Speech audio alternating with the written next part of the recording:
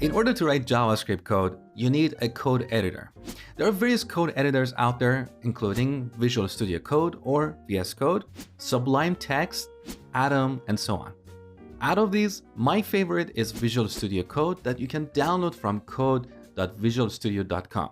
It's a very simple, lightweight, cross-platform, and powerful editor. So if you don't have Visual Studio Code on your machine, go ahead and download it. The other thing I want you to install is Node. You can download Node from nodejs.org. Now, technically, you don't necessarily need Node to execute JavaScript, because as I explained before, you can execute JavaScript code inside of a browser or in Node.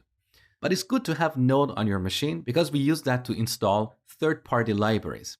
And also later in this section, I'm going to show you a preview of Node.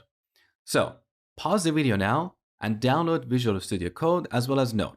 Once you're done, come back, continue watching. All right, now I want you to create a new folder. Call that JS-Basics. The name doesn't really matter. We just want to have a folder for writing all the code in this course. Now, drag and drop this folder into Visual Studio Code. Okay, we've got this folder open. Let's add a new file here, index.html. Now, you don't really need to know HTML in order to take this course, but if you want to be a front-end developer, you should know your HTML well. Now, in this file, I want you to type an exclamation mark and then press tab. This generates some basic HTML boilerplate. We don't really care about any of this code here. We're going to use this as a host for our JavaScript code. You're going to see that in the next lecture.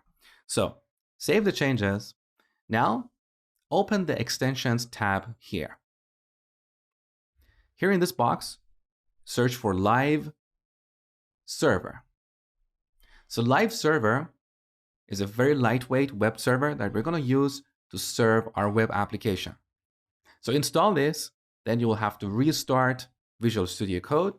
When you're done, go to the Explorer tab, right-click index.html, and select Open with Live Server.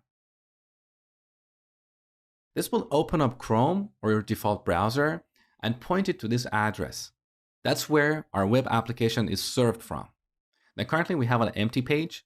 Now, to make sure that everything is working properly, let's go back to Visual Studio Code. Here in the body section, let's add an H1, press tab, and type hello world. Now save the changes.